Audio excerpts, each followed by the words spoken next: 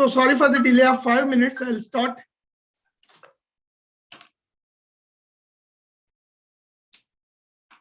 Hello, Mr. Patak is there?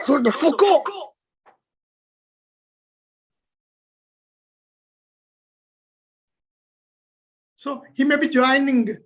Oh, good evening all. This is myself, Satya Gidugu. I am a member of ISACA Ahmedabad chapter and associated with Hyderabad chapter, Bombay chapter for long years. Hello, sir.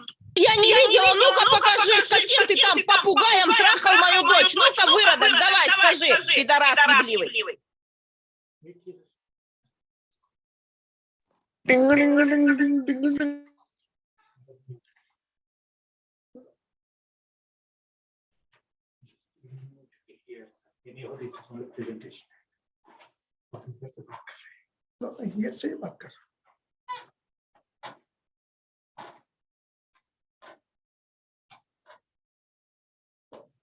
Yeah, today the topic is cybersecurity and advanced persistent threats.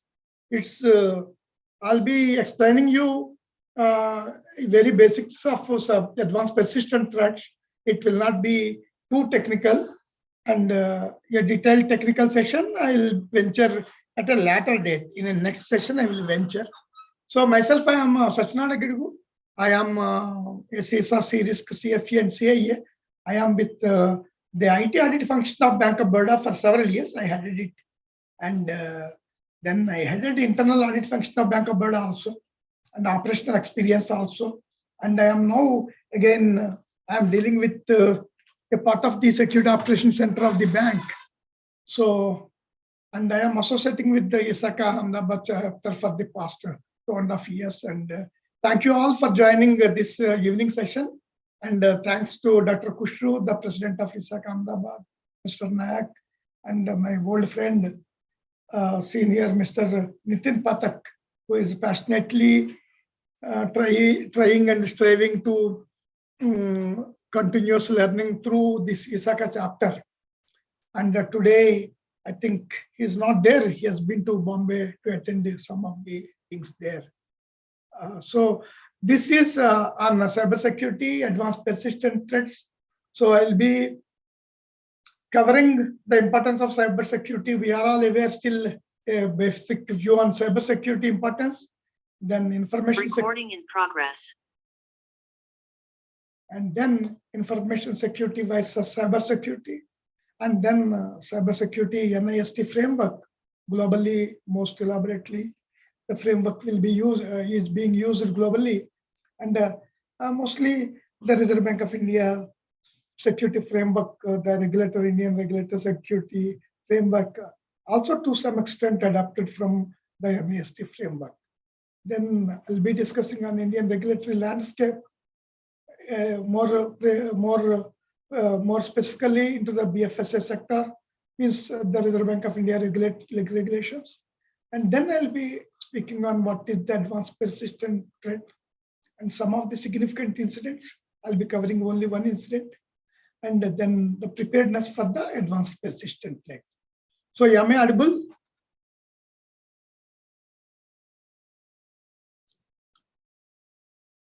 So the importance of, if we come to the importance of cybersecurity, the digitization push by the government of India, way back 10 years back, the direct benefit transfer started in India. That in Andhra Pradesh only it started. Jairam Ramesh, the union minister, flagged off in East Godavari district near Kakinada.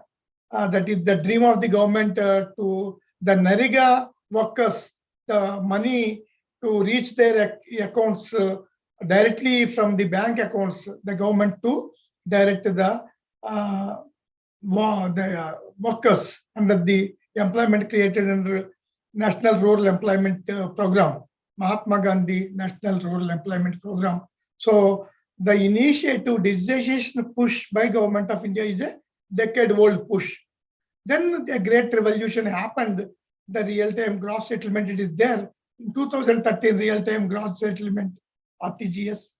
And again, one of the deputy governors of Reserve Bank of India, Mr. Vapakamesham, during his time, a lot of push was given to the real-time gross settlement.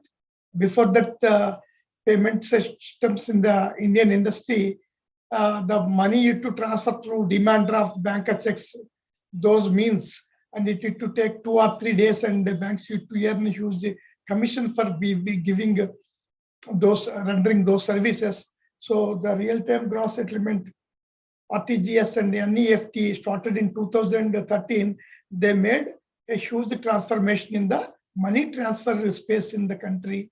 And real-time gross settlement, as you are aware, it is instantaneous credit to the recipient's account. Okay, and a lot of innovations have taken place, and a lot of impetus was given to the payment systems in the country. So really the RTGS and the NEFT things, they revolutionized the money transfer system in the country. Okay. Then one of the greatest things that pushed the digitization in our country is the demonetization during the initial years of the NDA government. The Prime Minister of India took a decision of demonetizing 500 rupee and 2000 rupee notes. So all of a sudden, all the currency become null and void, and there's no actual, in fact, there's no money in the hands of the people to exchange. So everywhere, the ATMs, there was a calibration issue came in the ATMs. The ATMs became non-functional for several months, for several days, I can't say months, because the new note size and all, they could not be calibrated into the machine and all. So demonetization, you are all aware, demonetization, at that time, even the digitization has gone even to the remotest place, and even to the smallest people, even to the people, even to the vendors also, it has gone. So this demonetization, the Paytm, one company, private company, they took the advantage and they reached the entire new corner of the country.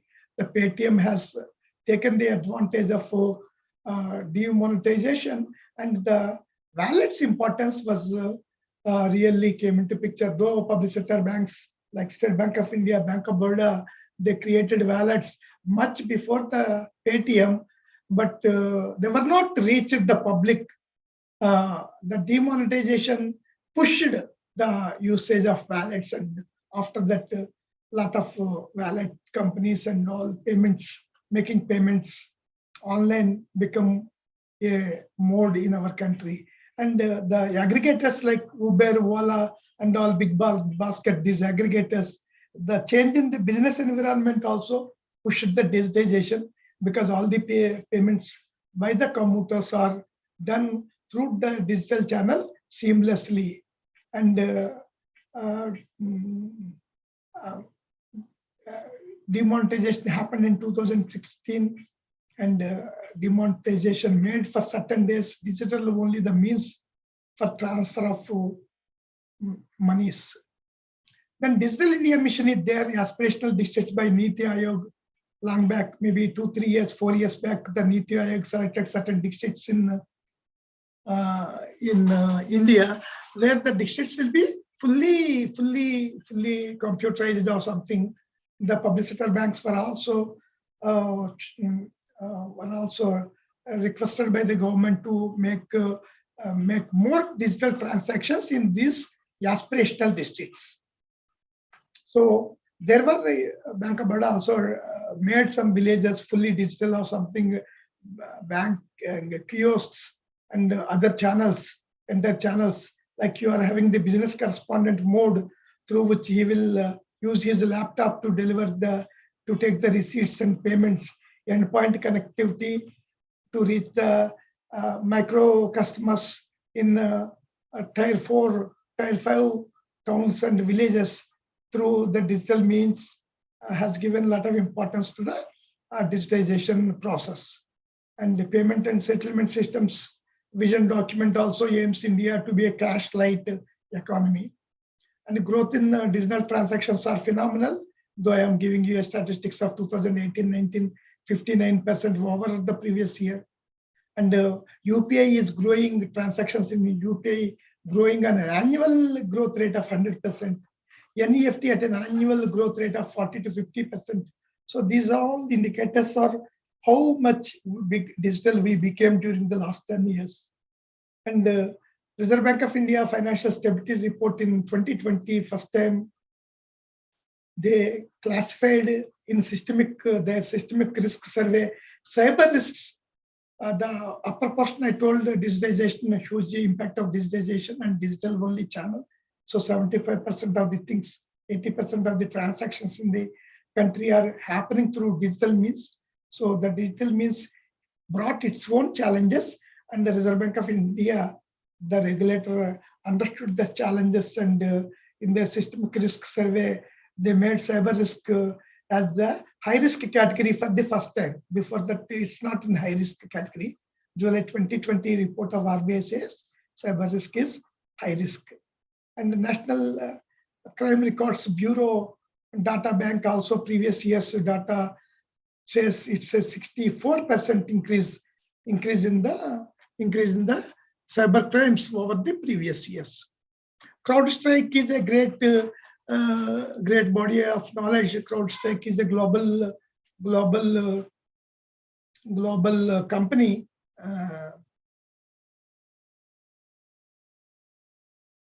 That do a lot of research on these activities, cyber criminal activities, in their global report 2020. They have mentioned some active adversaries that are targeting only the Indian subcontinent. As you know, these groups are country-specific, region-specific.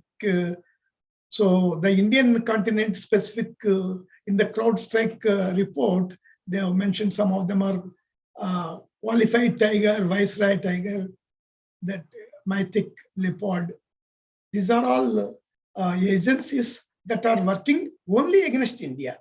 So it only gives us a little how alert we should be to protect our organizations, and our nation from these cyber threat agents. So we should be more careful. So in this slide, I want to explain you, we had the importance of cyber security. Then we are now trying to understand what is information security and what is cyber security. We are all senior members and all are ISACA members, and all we are aware that for us, ISACA, the most meaningful information, the information should be confidentiality, integrity, and availability triad. So I used to say that the data should be in the CAA triad only, should not go out of the CAA triad. It should be in the CAA only. So cyber security versus information security. Cyber security is a small set in the information security. Information security deals with cyber security deals with protection of the information in the cyberspace, network security, application security, cloud security, critical infrastructure security. If it comes under cyber security, it's a set of information security. Information covers much more. Besides the four, whatever is parts of the cyber security, the information security also includes the procedural controls, the access controls, the technical controls, the compliance controls, all the controls also it will contain. Then it will be called the information security. So cyber security is a set of information security. And as I discussed with you earlier, confidentiality, integrity, availability is the most important for information to be protected. So confidentiality, we are all aware that it should be only be accessible to those authorized. Again, you will be applying here need to know, need to do purpose only. So it should be available only to the authorized people. And it protects the data from disclosure. The reverse to confidentiality is disclosure. The threat is disclosure. So confidentiality means I should always protect my data from disclosure. So The strategies I use are encryption, TLS in case of a transit, in transit, and AES 256, etc. For encrypting that data at rest. So encryption is a solution. Protection against confidentiality, against disclosure is confidentiality. Then the second one is this integrity. Integrity means the data should be protected from unauthorized modification. The data should be unauthorized modification or destruction or loss. The integrity is very, very important, especially in financial services sector and all. Suppose your account balance got altered, the repercussions are phenomenal. Okay, so this confidentiality and integrity and availability also, it will be depending on the situation. The more while giving the security, you will be relaxing some, and you will be working on more towards some of the goals to meet the business needs. For certain bits, availability may be more important than confidentiality. So to meet the business purpose, need-based, the CID controls will be implemented by the IT department of the organization. Integrity, I told you, it is protection of your data from unauthorized modification, destruction, and loss. Means integrity is protection against alteration. Then availability. Availability means the data should be accessible to authorized person as and when necessary. Availability is most important. Suppose you are using a Uber app and the app is not available, so entire your coming to your office itself will be hampered. So you'll be understanding, and you are booking any of your flight tickets and all, the availability, how critical, your amounts will change for a fraction of time, and this availability should be to the authorized person as and when necessary. Recently, we cropped into a controversy, National Stock Exchange. Some people are having more availability than others. That has gone into a controversy in the country, and the investigating agencies are investigating into the reasons behind it. So more availability is also, especially in trading and all, more availability. You are having a fraction of a time, you are having more, this one, it will be more critical. So availability should be accessible to authorized persons as and when it is required. So we discussed about confidentiality, integrity, availability, and we also discussed that cybersecurity is a subset of information security. And Nitin, you want to speak, sir?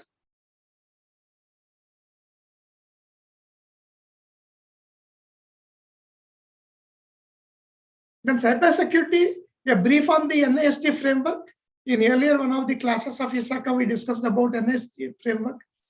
I am reproducing the same. The Nasd Framework is on 5 principles. It's a voluntary framework, and the US Department of Commerce, they are behind it. And it's mandatory for US listed companies and those who are dealing with government of Department of Defense of US and all. But globally, this Nasd Framework is used. And many of the regulators also, their own security frameworks, they derived from this framework. And the NIST gives huge body of their documents and all, and constantly they are working a lot on this framework and improving the frameworks and giving a lot of publications on implementing various modules in this framework. So this NIST framework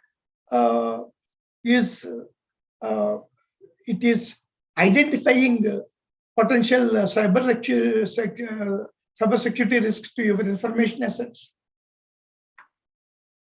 It is identification of the cybersecurity risks to your information assets. First one is identifying the potential risks to your cybersecurity risks to your information assets. And for this identification, if you identify the preventive controls are firewalls and malware protection, to some extent they will prevent from your potential cybersecurity risks. Then the second one is protecting your assets or yourself against these risks by developing and implementing safeguards. You have to create your own IT safeguards to protect your organization's IT assets. Then the third one is detection of any irregular activities to determine if any breaches have occurred. So any anomalous activity that's happening on the networks, you can detect through IDS. Here actually, for paucity of time, I'm clubbing what is the framework and how you can defend it. What is the solution to defend it? So for detection, IDS is one of the solutions. So the other two things in the framework are respond and recover. Respond and recover are very critical, as nowadays the threat hunters are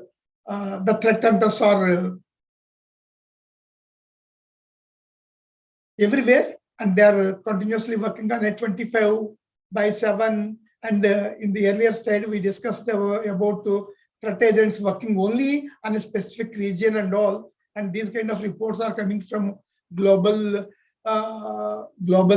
threat intelligence organizations and agencies. The global agencies like US CERT is there and India CERT is there. Globally, all are connected. UK also, the government mechanism is there, and everywhere.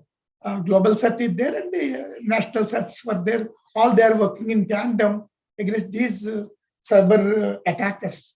So here, the respond and recovery is one of the most important phases of the Nasd framework.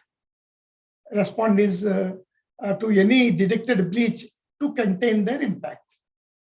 The importance of this response strategy is the moment a breach happened, how you will defend yourself and how you will contain that the virus, how you contain the virus, don't spread to your core systems or don't spread to this one. How you contain the virus at the moment you detect, how you do certain activities so that the virus won't spread to other systems. The containment is one of the strategies in respond. Recover from the breaches by restoring any undermined assets. So recovery is a phase wherein you restore yourself to the old stage. And we'll be discussing toward the end a case study in one of the banks that happened in India. The recovery itself took some 3 or 4 days. Their core banking system itself could not be enabled because they could not understand to what extent the virus spread throughout the network of the bank. So the recover activity or cybersecurity framework in the recover, this one will be to recover from the breaches and restoring to your original state. After a breach happen, how you will isolate that system from the main system, and how you will ensure that nothing in the main system, other systems were not compromised, and how you will come back to the original state. So here I mentioned that the reactive controls are designed to support the response and recovery functions. The quarantine process, when an attacker has been discovered, isolating the breached network segments, preventing the attacker from continuing or exfiltrating the data. So in the reactive controls, in the respond and recover stages, so we'll be mostly targeting that the quarantine process of the attacker. When you discover an attacker, you will quarantine him, isolate the breach from the network segments, and prevent the attacker from continuing, means spreading to other threats or exfiltrating the data. What is the most important thing to the attacker? What he wants is the data. He wants to he will establish, he want to send the data away from the organization. So you should protect from exfiltrating the data.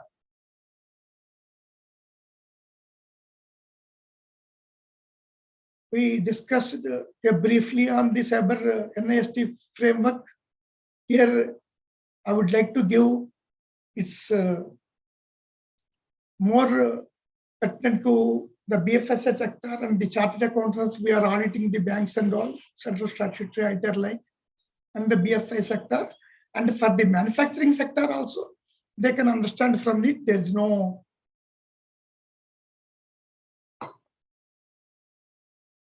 issue, because BFSI sector, the regulator, Reserve Bank of India, enforces the maximum rules on the banking sector. Globally, the banking sector are under more stringent regulations with liquidity and other risk management and other aspects also, and cyber security also. All the banks, financial institutions globally, they are one of the most regulated organizations. So if we want to understand the regulatory landscape in India, the Gopalakrishna Committee recommendations, a former executive director of Reserve Bank of India, has given an elaborate document, 250 page document in April 2011, and it was mandated by Reserve Bank of India to all the banks. It starts from like our ISACA body of knowledge of 6 domains, how the CISA review examination is there on 6 domains. This maybe that the thought process he might have taken, Gopalakrishna might have taken this thought process from ISACA. So Gopalakrishna Committee recommendations elaborately covered from the IT governance, then IT procurement governance, then the IT security, then the IS audit, then the business continuity, and then even law, how legal. So it contains 6 domains. It contains entire IT. Even he talked about IT strategy, IT steering committee, IT strategy committee. He wanted a creation of a CISO position, and all the structures also. The Gopalakrishna Committee recommendations says that is one of the elaborate documents established in 2011 by Government of India and the BFSI sector. Before that, you are having the IT Act 2000. IT Act is also having a list of to-dos or whatever the technology controls given in IT Act 2000. They work even still today, and IT Act 2000 also contain a very elaborate annexure on the IT controls. IT Act 2000 itself made it that if your system was compromised, and through a compromised system, and any attack happens to somebody, the person, the owner of the system is responsible. Unless you prove that reasonable security was taken in the environment, unless you prove that, you will be held responsible if your system, a compromised system, some attacker uses and he goes, creates damage to some other company. Our systems, if our compromised systems, he do something, we are responsible. That was specified in IT Act 2000 itself. IT Act 2000 itself has given this one. And they mentioned that organizations should follow a framework. They have not prescribed, but framework like ISO 27001 or something, so that a reasonable security level was initiated in the organizations. So most of the BFSI sector and manufacturing companies in our country follow ISO 27001 framework. So IT Act 2000, ISO 27001, then Gopalakrishna Committee 2011, followed by RBI Cybersecurity Framework 2016. It elaborately prescribed on cybersecurity related things. Cybersecurity policy in cybersecurity framework they mentioned that the cybersecurity policy should be distinct from IT policy or IT security policy. So banks were required to have a cybersecurity policy. So all banks started from 2017 onwards a distinct cybersecurity policy beside the IT security policy. One of the conditions stipulated to banking sector in the 2016 RBI cybersecurity framework is a security operations center. 24/7 security operations center was mandated by the cybersecurity framework of Reserve Bank of India.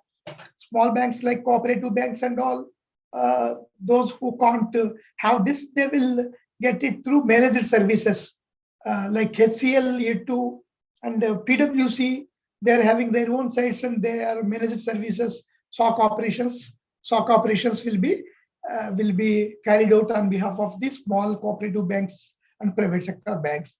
But most of the public sector banks and the big private sector banks are having their own captive security operations centers. And they mentioned a cyber crisis management plan is also mandatory, and the cyber crisis management, we should have a dry drill or something periodically, because mostly what happens in a crisis situation will become panicky, and the panicky creates more problems and that create more damage. So a robust crisis management problem and cyber crisis management problem should be there, and it should be periodically tested. And cybersecurity procedure indicator to assess the level of cybersecurity preparedness indicators also mandated to assess the level of risk preparedness. In the Reserve Bank of India, of late, the IDRBT conducts cyber drills. Big banks every quarterly they will do, and they will give the ranking to the bank on how many offenses of the IDRBT were detected. Okay, cyber drills will be carried out by IDRBT for BFSI sector. And sharing of information on cyber security with the Reserve Bank of India, a detailed format was also given in the annexure to the cyber security framework, and it is mandatory. And the timelines were also mandated. And earlier organizations never used to share any breaches and all under the pretext that a reputational loss will happen. But now it is a regulatory prescription. Even manufacturing companies also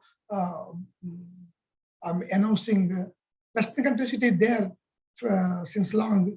Now in India also it is mandatory. CETIN also now made certain stipulations about this mandatory disclosures. What happens if a mandatory disclosure happens? That the country can be alert, and similar incident will not from the same threat agent will not happen to other banks. So that is the reason why the disclosures are more important. Supervisory reporting framework is collecting the details on information security incident, including cyber incidents, so that we will be having a repository and will be having our own understanding from the incident, and future will be a little ready preparedness of those incidents. Previous incidents like 26/11 US attack, whatever one incident happened, the US sealed all the things, their borders and all. They have taken certain changes in their frameworks and policies and the way they do with security. And never it happened at 26/11. And in India also, whatever serial bomb blasts happened in Bombay and all, of late the robustness of the security and all, those kind of incidents last 5, 6, 7 years, 10 years not happened. That's good. So now I'll be we had a brief on BFSI and the regulatory Nsd frameworks and regulatory frameworks. Now we'll be trying to understand what is this advanced persistent threat. So advanced persistent threats, only majority of the organizations, whatever breaches are happening, the breaches are not sporadic breaches. The breaches that are happening now, they are targeted breaches. They know your entire in and out of your organization, and they know your weaknesses and all. They are targeted breaches. And the other one, the breaches, they are not, their time horizon is there. They are prepared to sit in your network for 3 months, 6 months, 9 months, 12 months, or 24 months. They want to sit until their targeted motive was fulfilled. And like what in the first slide told, India-based threat agents, targeted threat, Indian subcontinent threat agents or something. Threat agents targeting our country. And last is state-sponsored. One of the neighboring country, that's a very big country, they are known globally for espionage. So globally, a lot of allegations were made by US on them that commercial espionage and all. This country itself will state-sponsored. And I have not mentioned here that nuclear power plants were also infected through this. Through these advanced persistent threats, and viruses were infected. So, and this Russia-Ukraine war, that itself created again a lot of threats and in the cyberspace.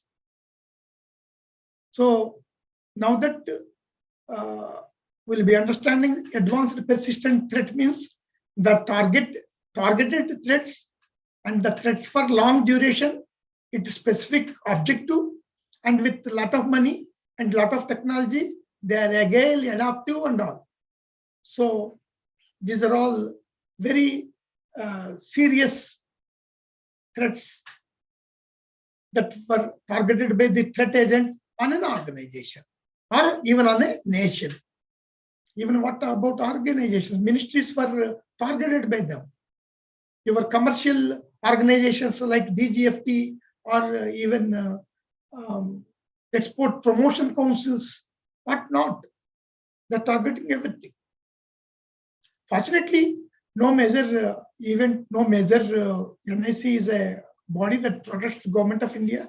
No breaches have happened so far.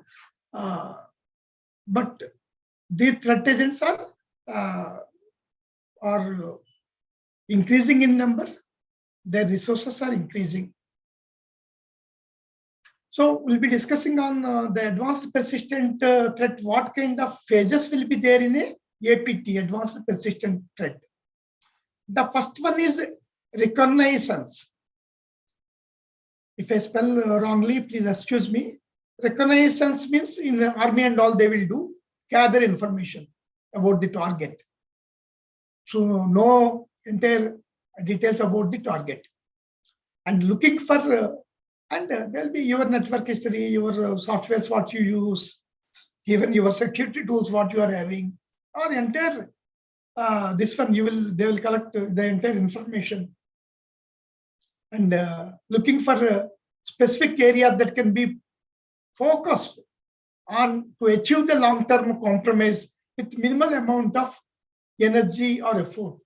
Their objective is to fully aware about the target, and they understand, and they with less efforts how they can compromise a specific target, a specific data. They want to steal a specific data.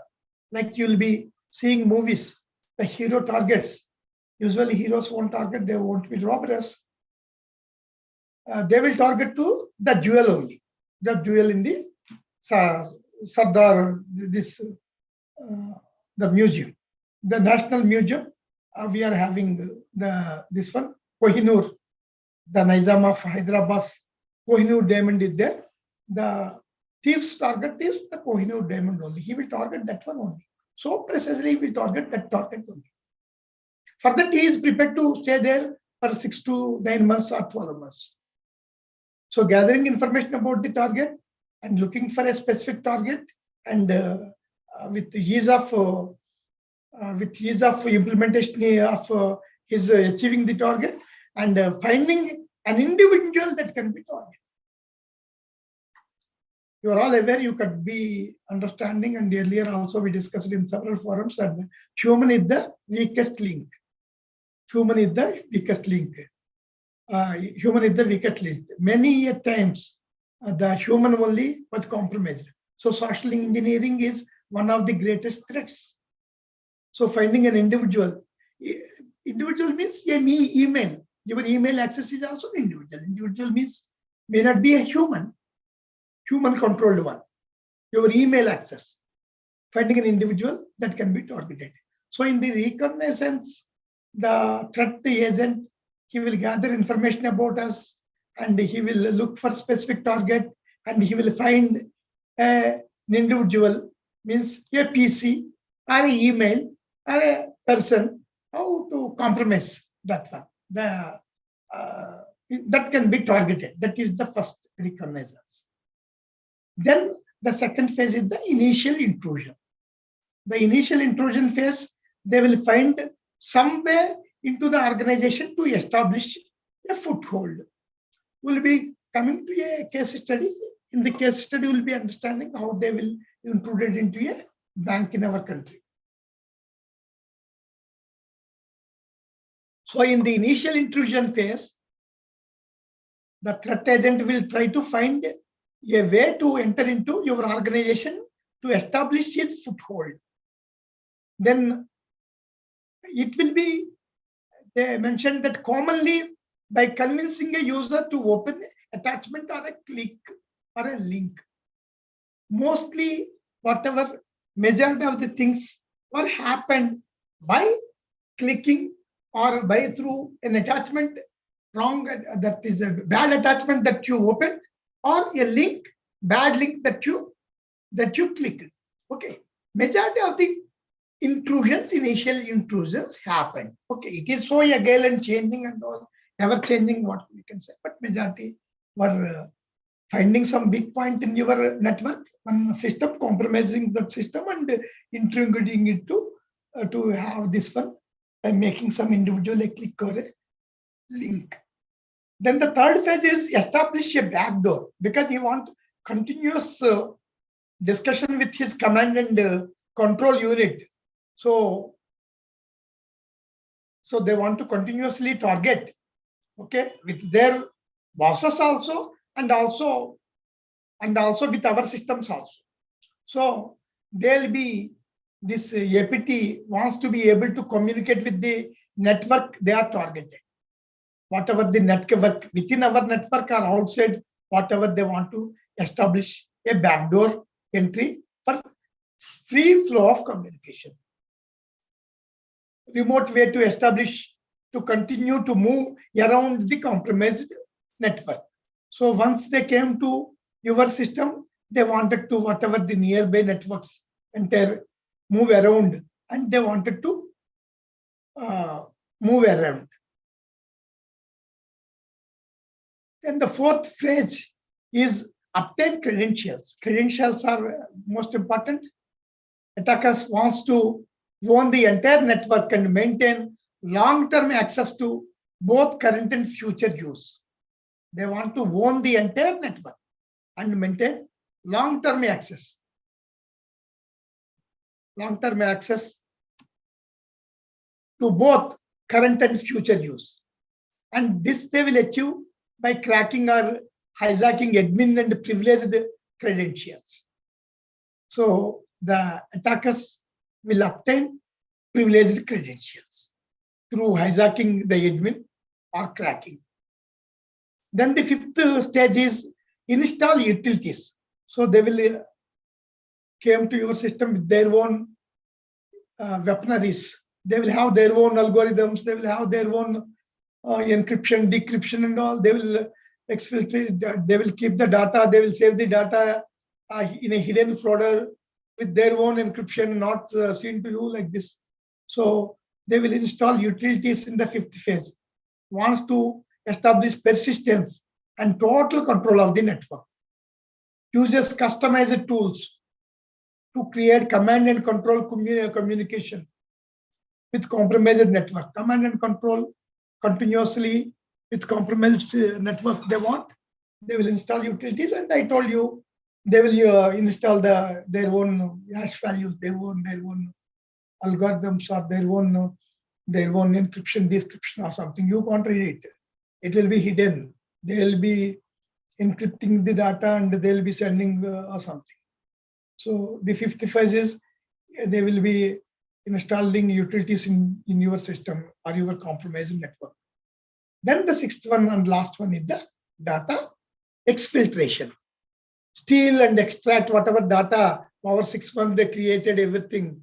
Then they will send that critical information the moment they get the critical information of the network in a stealthy way. They will the traffic, genuine traffic. It also appears like genuine traffic without any suspicion. Whatever data they will exfiltrate from our systems. This is the 6 phases of APT.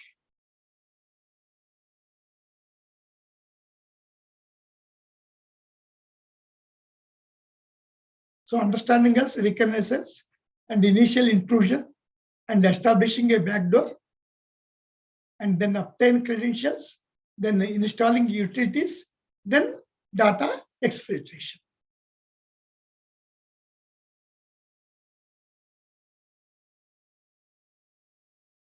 Then what are the solutions for the advanced persistent threats? The solutions should be proactive. The solution should be predictive. The solution should be adaptive.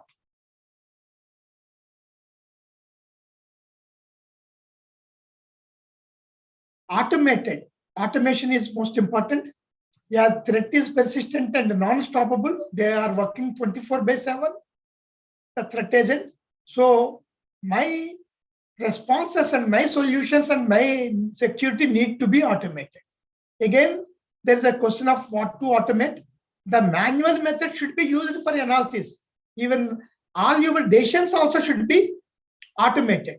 The decision were also should be automated, but analysis cannot be automated. Analysis, understanding, creating a rule, creating a trigger, creating what if this happens, what to do, all can be automated. But the analysis should be manual. The human brain should be kept and utilized for analysis. So a tool for this advanced persistent threats are your security solutions, and it should be automated response. Your response should be automated to the extent possible. Your decisions should be automated to the extent possible. And you have to more and more manual analysis, more and more analysis only to make more decisions automate, and they should be followed. And you should be adaptive. As attackers are always performing different attacks, and there is no solution to react to them. So you should be, the security need to be adaptive. As attackers are leapfrog. Leapfrogging means they are moving long distances. They are moving long distances. They are moving faster than the security people. So security need to be adaptive. Then proactive, you should be proactive. Security must be proactive to fix the problem as soon as it is discovered, not after the compromise. So you should be, how quickly you can detect. If you detect anything quickly, your loss or damage will be minimal, that we know. So proactive approach means once, no sooner a problem is discovered, you should be in a position to react to it. Proactive reaction, not after the entire compromise. So the proactive reaction may be to contain it, not to spread it. Or a compromise happens, the compromise should be a non-critical system and it should be minimal. And discovery should be faster. Predictive.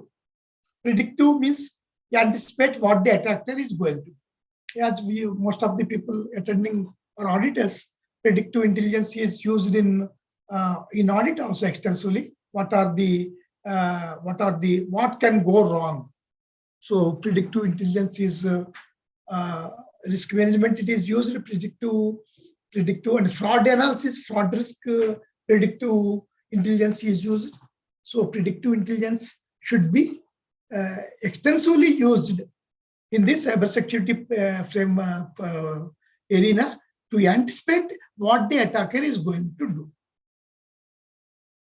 Understand what the vector threat is going to target, in what way he is going to target us, and defense measures, what is going to target. If we understood, then the defense, you can deploy the defenses where he is likely to target. The defenses can be concentrated more on the things, on the critical things, and on the ways where you know that the threat agent is doing like this.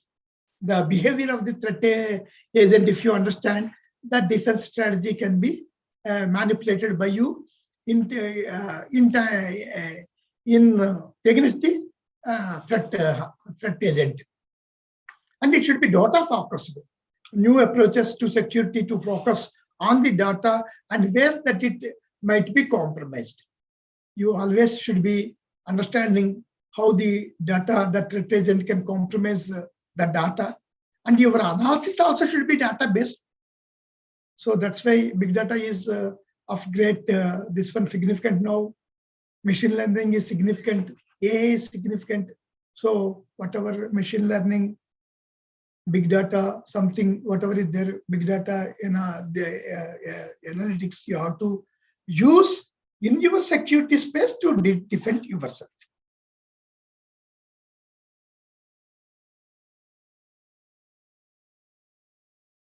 So you actually, most of the things will be there in the dark web or something. So certain organization, they will be focusing what's happening about that organization in the dark web, and they continuously understand it. They will continuously understand it. A lot of services, banks and all, they use a lot of services. Even a cooperative banks like Cosmos Bank, not Cosmos Bank, using the wrong name, they are having this brand abuse, or what are the happenings in the dark web outside, in the entire internet space, what is happening to the organization. So specified agencies were there, large number of agencies in Ahmedabad also do that activity. They will be organization specific threats, they will be identifying and informing the organization and taking action based on the directions from the organization. So there are APT solutions available, and large number of organizations are using these APT solutions. Global companies are good at these APT solutions, and I'm not aware Indian-based companies giving this advanced persistent threat solutions. These solutions broadly contain the exploit guard or process guard, malware guard. These they will protect you from network level protection, endpoint protection, file share protection. They will give. They will your traffic, outgoing traffic, both inbound and outbound also. They will be. It will be monitored. They use this multi-vector virtual exchange execution engine or something, that this threat engine, and the engine will get the feeds on a daily basis. So they'll be understanding a little better than our antivirus systems about the zero-day attacks and all, and other waves of attacks through a dynamic and signatureless analysis. Now that signature-based targeting is almost done away. It is not known. It is signatureless and it is dynamic. They are attempting on us. So these solutions will have. They will have in a virtual environment. Suppose some movement is happening, attachment is happening. They can analyze what is the risk and all virtually and all, and these solutions protect to a great extent the organization. These solutions are available. And I'll be discussing one case study that you are aware. There about the APT, advanced persistent threats globally, even nuclear power plants were also impacted to malware, and they were impacted for a long time. And like US and all, medical data is most critical data, and your ransomware attacks on a lot of hospitals that the participants, you are aware, and banking sector, financial services sector, and the customers of the bank. Customers of the bank will be duped by these fraudsters, cyber fraudsters, only mostly through the means of phishing activities and social engineering activities. That is at the individual level. So in the advanced persistent threats, nuclear organizations, critical infrastructure organizations, critical infrastructure in US and all, huge safeguards were there to protect. Huge safeguards means cybersecurity frameworks were there to protect systematically important critical establishment like nuclear power plants, etc. They'll be protected with more stringent than the BFSI sector also. Critical infrastructure will be protected. Like your telephone companies, and your nuclear plants, your electrical transformers and companies, they are much more significant than the BFSI. In BFSI sector, you will be understanding, this malware-based attacks. And 3-4 years back, we were hit with a bank, a cooperative bank was hit with an advanced persistent threat. In the advanced persistent threat, what happened is around, this is a cooperative bank, everybody knows it's a Pune-based cooperative bank.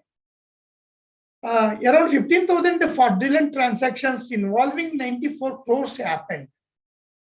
I'll be telling you about the magnitude of the impact now, and the second slide will be telling how it happened, how it happened. So around 15,000 transactions involving 94 crores, 12,000 ATM cash withdrawals of 70 crores withdrawn. Maybe that 12,078 crores in a span of 2-3 days. Usually in the banking sector, it will happen on weekends. Because they'll be having a minimum security people during weekend. This incident also happened on a weekend only. And under 13.5 crores was transferred to a Hong Kong-based entity through SWIFT. So ATMs were compromised, and SWIFT, one of the known to be the most robust security system, SWIFT was compromised. Not the SWIFT, the software. The software that speaks to SWIFT. SWIFT was never compromised. Any happening happened to the other software that talked to the SWIFT. So, 78 crore cash withdrawal, 13.5 crore SWIFT transaction happened, 2,800 ATM cash withdrawals of 2.5 crores in India itself. And the reason for this attack, and this one is how this happened, is a spear phishing mails targeting the employees of the bank. That was identified as the root cause. Spear phishing mails targeting employees of the bank. Another root cause in this incident is a compromised machine. Using a compromised machine in one of the their Bombay branch, the attacker could move into bank's internal network. Through one compromised machine, the attacker could move into the entire internal network.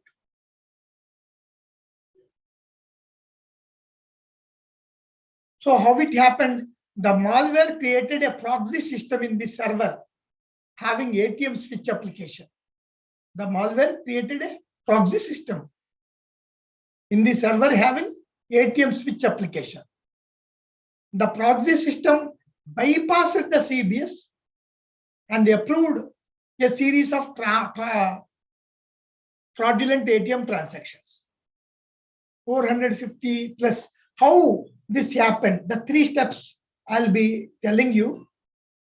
The first phase, the bank 450 plus Visa cards of the bank were cloned. And second, malicious email sent by the miscreants was opened on a PC at a branch, which is in the internal domain of the bank. Internal network of the bank could be through that internal network of the bank was accessed. And the administrator level access could be attained on server having ATM switch application. A proxy ATM switch application malware was established bypassing the genuine switch. Even the Swift server could be hacked and logged on to. So first cloning happened and email sent to by the miscreant to a compromised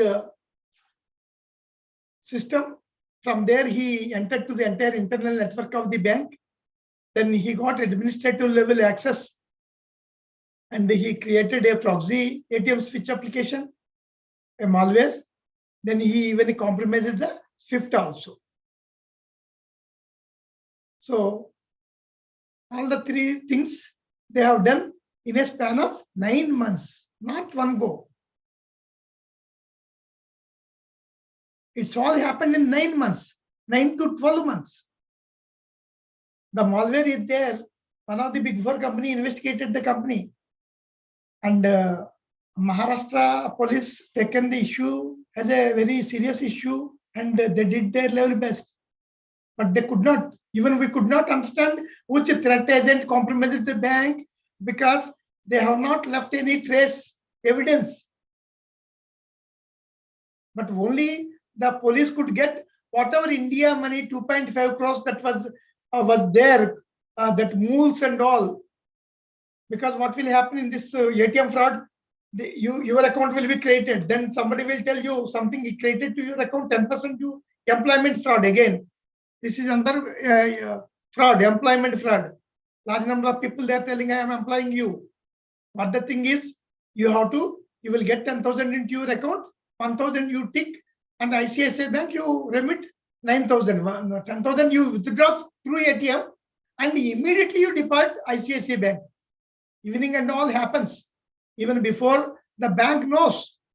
Immediately the moment 10,000 came to his account, immediately he has to withdraw through the ATM. 9,000 he has to trade to other bank. From that bank it will go to foreign.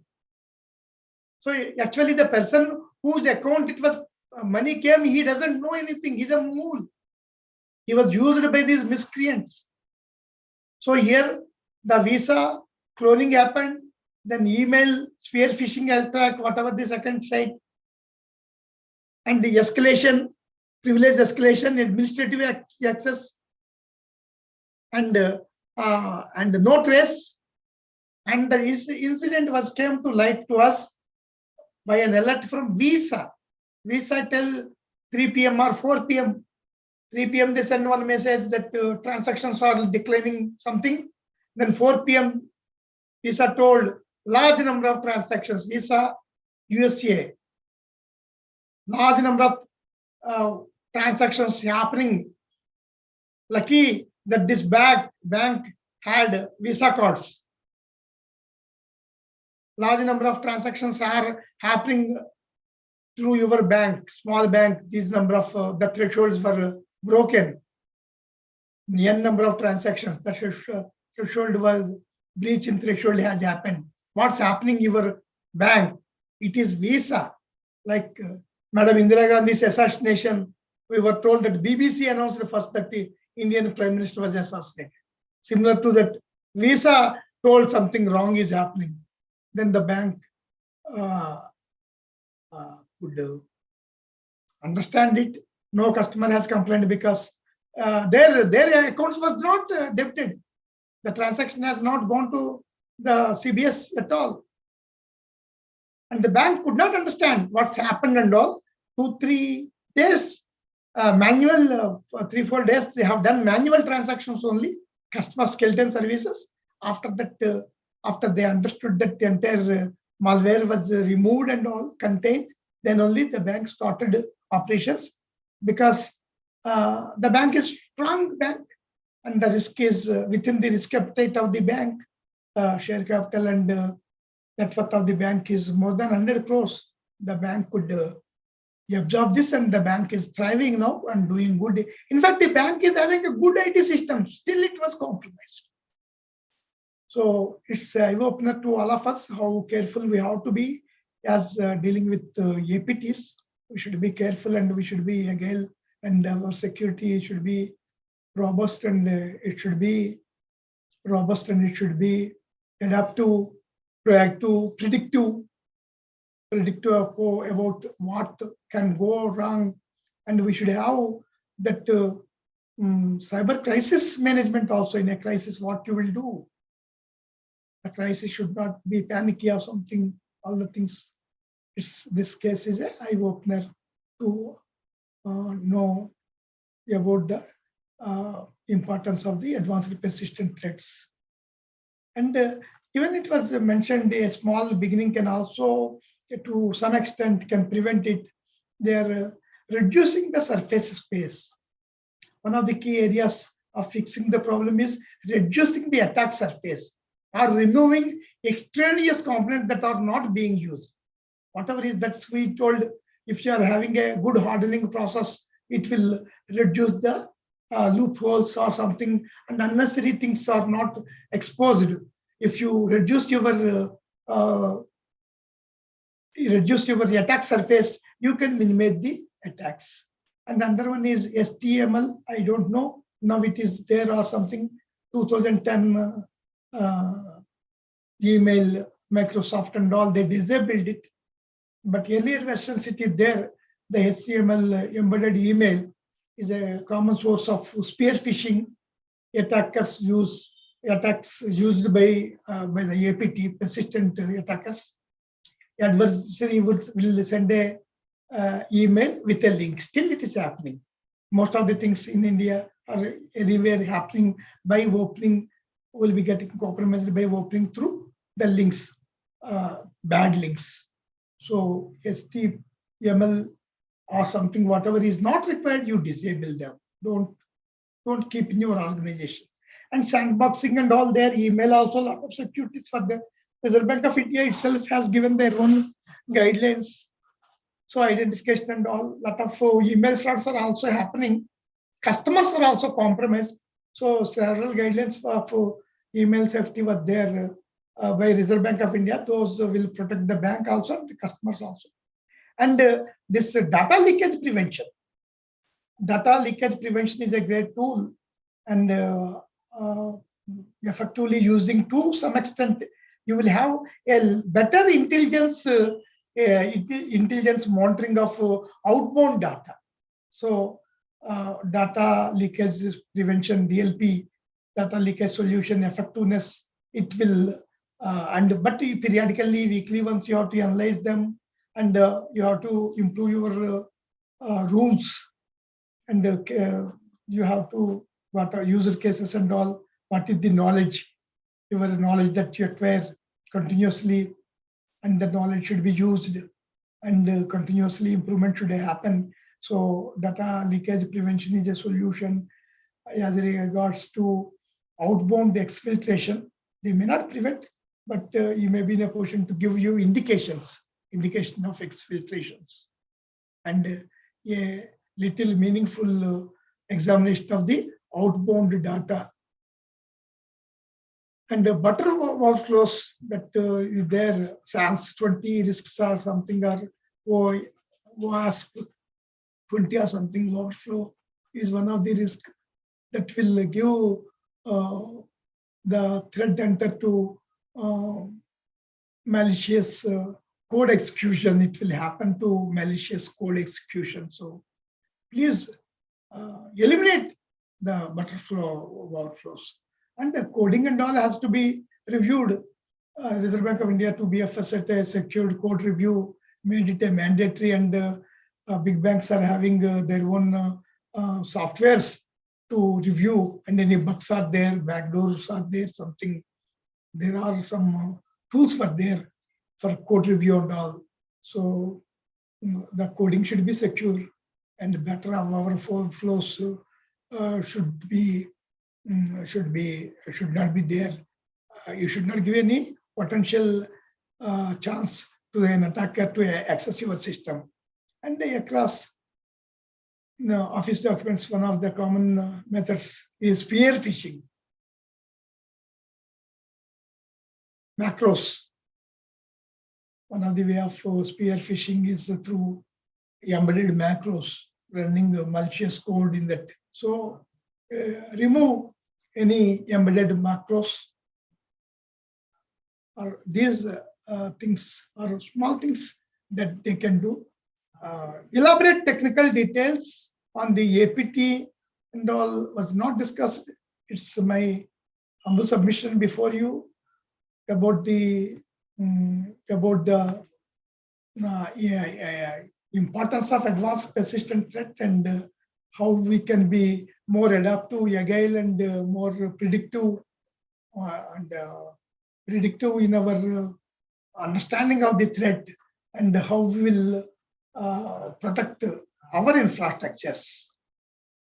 So thank you, Isaka Ahmedabad, and thanks to all the participants. Now I am open to your questions, whatever.